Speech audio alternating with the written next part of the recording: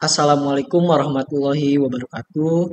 Nama saya Kadafi Alibi Hamka dengan NIM 2310611383. Jadi pada video kali ini saya akan memenuhi tugas saya pada hukum perikatan kelas L, yaitu mencari dua jurnal tentang prinsip-prinsip perjanjian. Yang pertama adalah jurnal yang saya temukan, yaitu Hukum Perjanjian di Indonesia yang dibuat oleh Taufik Hidayat Lubis. Di sini menjelaskan yang pertama adalah perjanjian merupakan suatu perbuatan hukum yang dilakukan oleh dua pihak atau lebih yang didasari oleh kehendak yang sama untuk saling mengikatkan diri. Nah, jadi dalam hal itu perjanjian harus didasarkan pada tindakan yang saling timbal balik antara para pihak yang terlibat.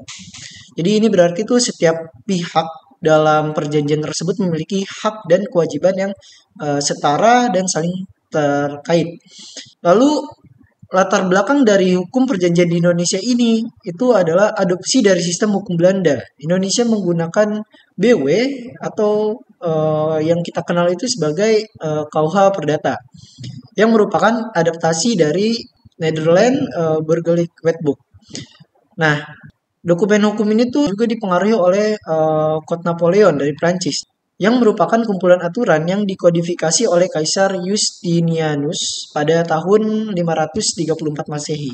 Nah, pengaruh ini membuat hukum perjanjian di Indonesia mengadopsi berbagai prinsip dari sistem hukum Eropa kontinental.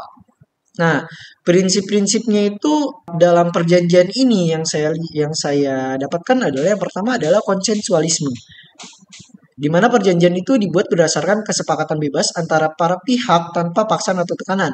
Lalu ada timbal balik yang mengharuskan adanya hubungan timbal balik di mana setiap pihak memiliki hak dan kewajiban yang terkait satu sama lain. Nah, yang ketiga itu adalah kebebasan berkontrak. Para pihak bebas menentukan isi dan bentuk perjanjian selama tidak melanggar hukum atau kepatutan. Nah, yang keempat itu adalah itikat baik. Setiap perjanjian harus dibuat dan dilaksanakan dengan itikat yang baik. Dan yang terakhir adalah kekuatan yang mengikat atau binding force. Itu perjanjian yang sah memiliki kekuatan mengikat seperti undang-undang.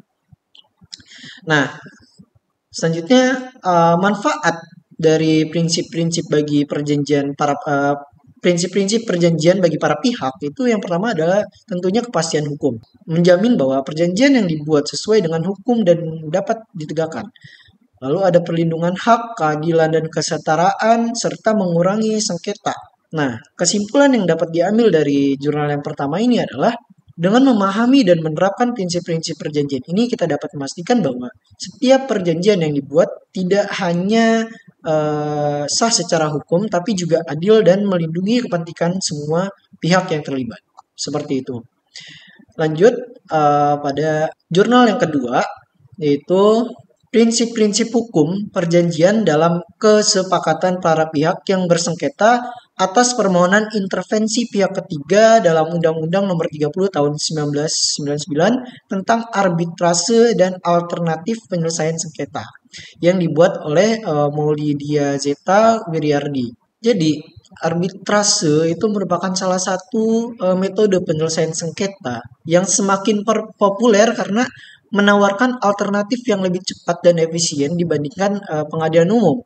Dengan proses yang pastinya lebih cepat, lebih singkat, biaya yang lebih rendah, serta keputusan yang bersifat final dan mengikat. Arbitrase itu jadi pilihan bagi para pihak yang ingin menyelesaikan permasalahan mereka secara lebih efektif.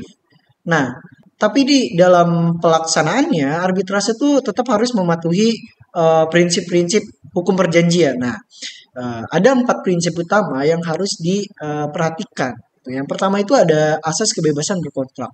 Jadi setiap pihak memiliki kebebasan untuk menentukan isi perjanjian tanpa paksaan.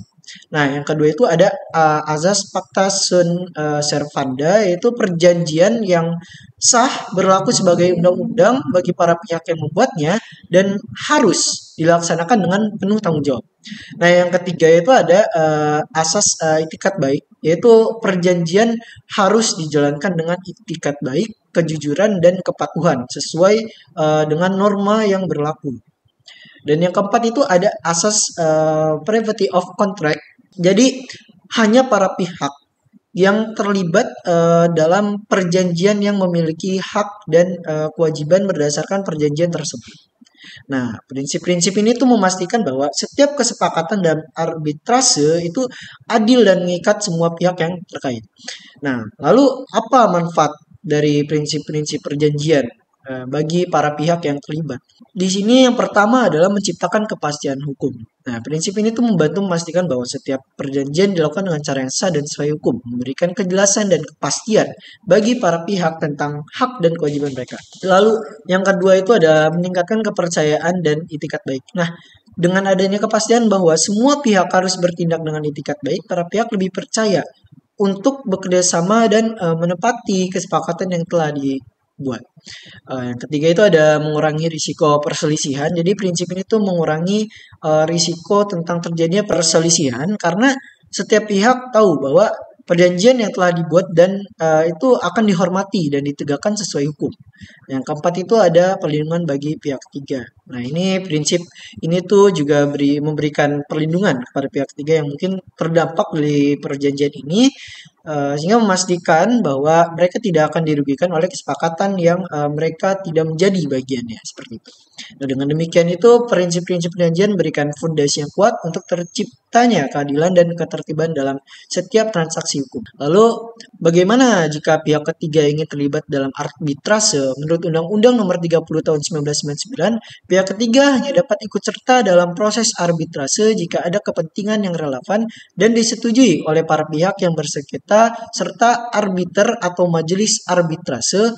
Namun, aturan ini bisa berpotensi merugikan pihak ketiga yang memiliki kepentingan namun tidak mendapat persetujuan untuk terlibat. Nah, kondisi ini tuh menimbulkan pertanyaan, apakah ketentuan tersebut sudah adil? Berdasarkan prinsip-prinsip hukum perjanjian, sebuah perjanjian tidak boleh membawa kerugian bagi pihak ketiga. Ya, oleh karena itu, diperlukan perubahan terhadap Undang-Undang Nomor 30 Tahun 1999 untuk memastikan bahwa hak-hak pihak ketiga terlindungi dan proses arbitrase tetap berjalan dengan adil. Nah, dari pembahasan ini tuh kita dapat menyimpulkan bahwa prinsip-prinsip hukum perjanjian seperti kebebasan berkontrak, fakta sunt servanda, itikat baik, dan privacy of contract sangat penting dalam memastikan setiap perjanjian arbitrase berjalan dengan adil dan mengikat. Namun, perlu ada perlindungan lebih lanjut terhadap para pihak yang mungkin saja dirugikan oleh perjanjian tersebut. Oleh karena itu, revisi undang-undang dan kebijakan yang lebih adil sangat diperlukan untuk menjaga keseimbangan kepentingan semua pihak yang terlibat. Sekian dari saya, itu saja yang bisa saya paparkan tentang dua jurnal yang saya paparkan pada video kali ini. Kurang lebihnya mohon maaf. Wassalamualaikum warahmatullahi wabarakatuh.